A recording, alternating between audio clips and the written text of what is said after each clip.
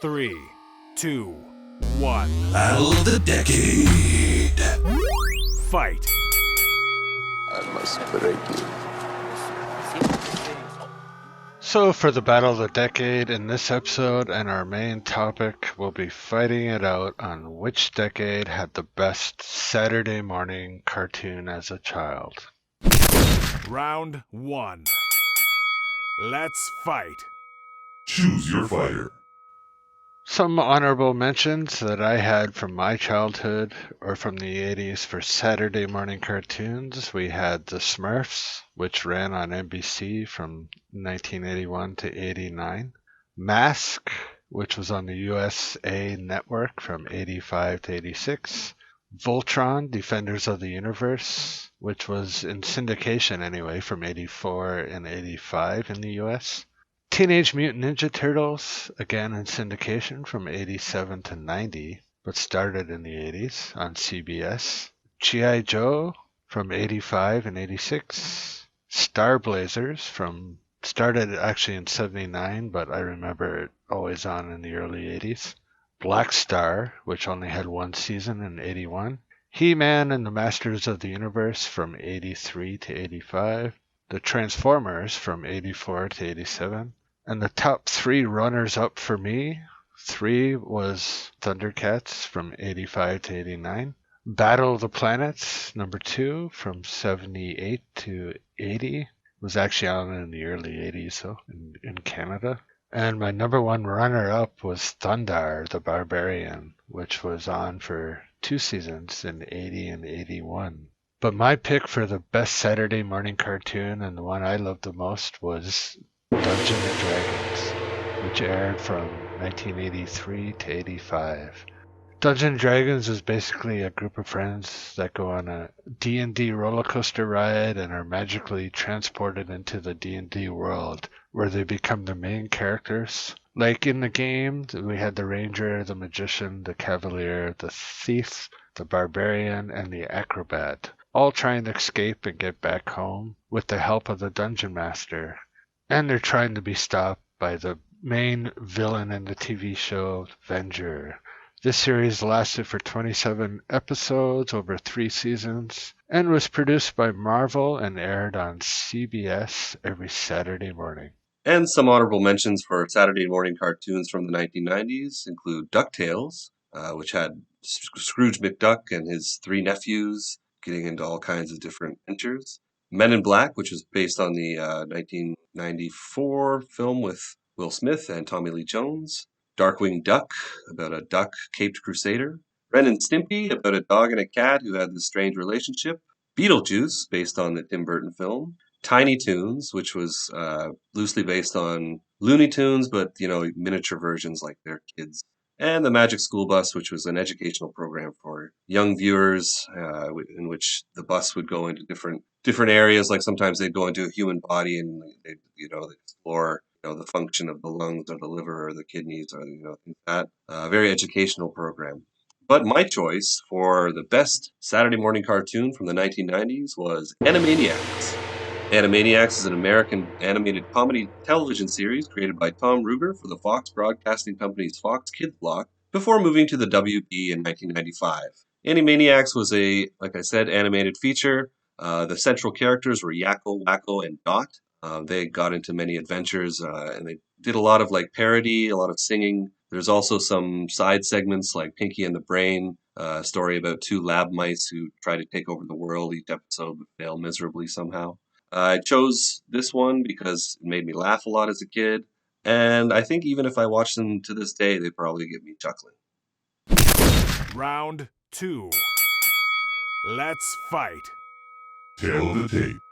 Some of the reasons I picked Dungeons and Dragons as my favorite Saturday morning cartoon was I really loved the animation at that time, and it was the first cartoon I watched that wasn't really cartoon looking in terms of other cartoons like Smurfs and Q*bert and Pac-Man.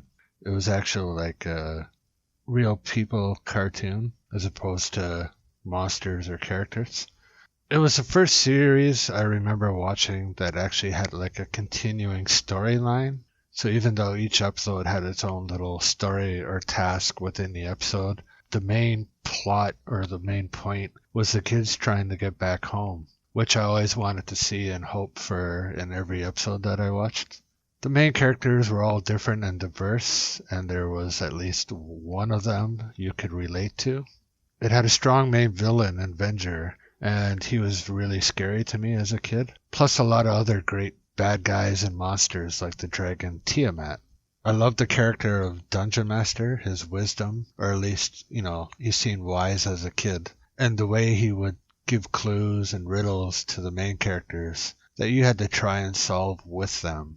There was less episodes, but they were a lot more rememberable that you really became involved in, and it actually had a beginning and an end to the series. So those are some of the reasons why I picked Dungeons and Dragons.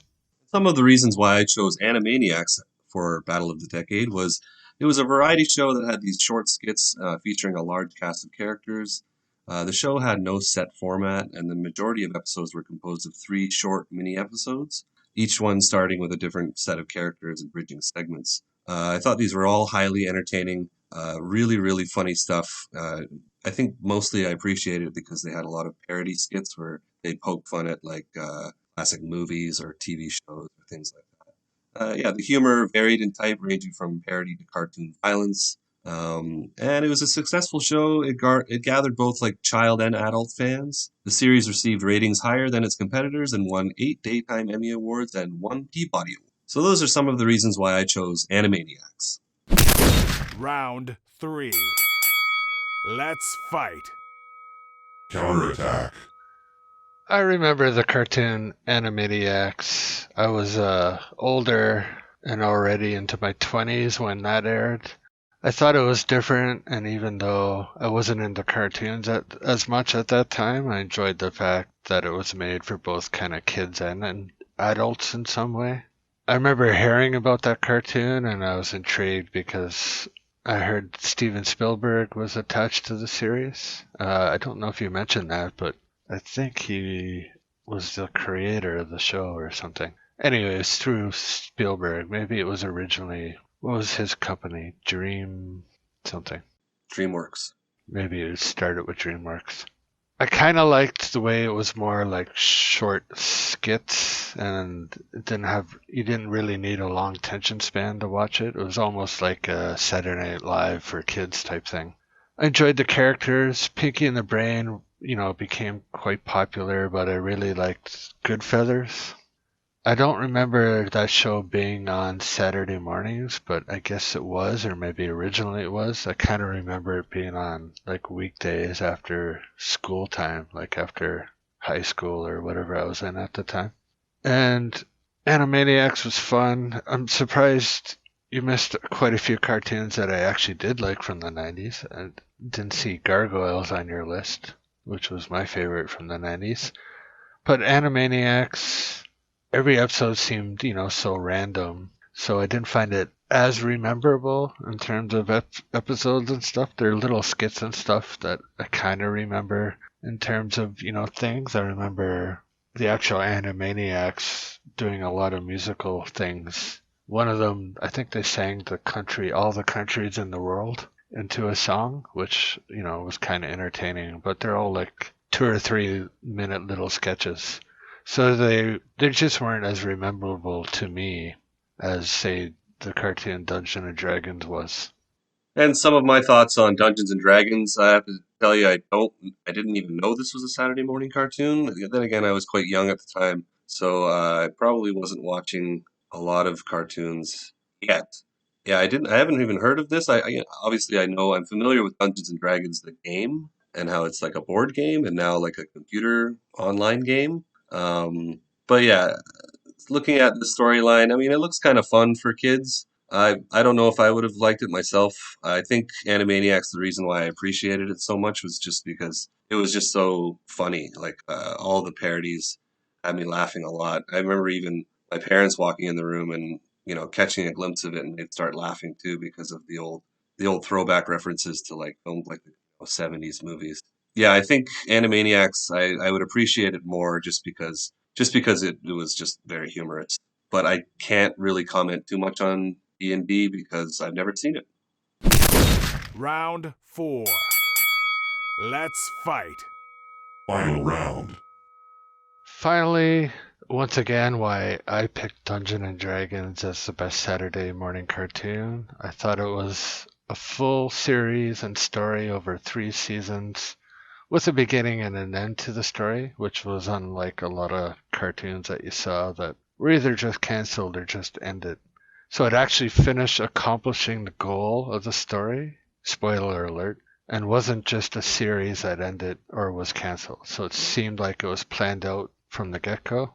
It had strong characters that you both loved and hated, including one of the best villains in Venger. It was the first weekly story drama in ways that I ever got involved in, where you kind of look forward to every Saturday morning to see the next episode. Every episode had a goal to reach and help get to the final destination. It had that weekly build-up, not like, binging today, let's say, or cartoons today that are just episodic. And it was more like Game of Thrones was for adults, in the modern day today, but this was for kids. It's a cartoon I remember the most from my childhood and what got me up early to watch on Saturday mornings. And it's a cartoon I really enjoyed and I could still watch today. And some final thoughts on Animaniacs. I just have to say the musical aspect of this TV show was phenomenal. It had a variety of music types. Many Animaniacs songs were parodies of classical or folk music with educational lyrics. The one you mentioned earlier, Yakko's World, in which Yakko sings the names of all 200-some nations of the world to the tune of the Mexican Hat Dance. You can find this song on YouTube. It's actually quite funny because he says them so quickly, and then there's also ones that are sped-up versions. They parody popular TV shows and movies and caricatured celebrities. Animaniacs made fun of celebrities, major motion pictures, television shows for adults like Seinfeld and Friends, among others. It made fun of television shows for kids and trends in the U.S. overall. I can't stress enough how entertaining Animaniacs is, and I'd like them, if they brought it to something like Netflix nowadays, I'd probably binge watch. So those are some of the reasons why I chose Animaniacs. Remember, you can vote on which of these Saturday morning cartoons you thought was better in the poll in the above top right corner here on YouTube, or any of our social media at 10 Years Apart Pod or at our website, 10yearsapart.com. And finally, on this episode of 10 Years Apart, we're going to look back at a 1980s bike fad that was known as the BMX. Could it make a comeback? Why did it fade away? It's time for Would That Fly today. Did you like that clip? Well, if you did, remember to hit that thumbs up button and subscribe to our channel for more videos just like this. You can also find the full version of the podcast this clip was from on our YouTube channel and more videos from 10 Years Apart. Comment below, tell us your ideas and stories from the 80s or 90s, and get more at 10yearsapart.com. Thanks again, and don't forget to like and subscribe. It really helps us out.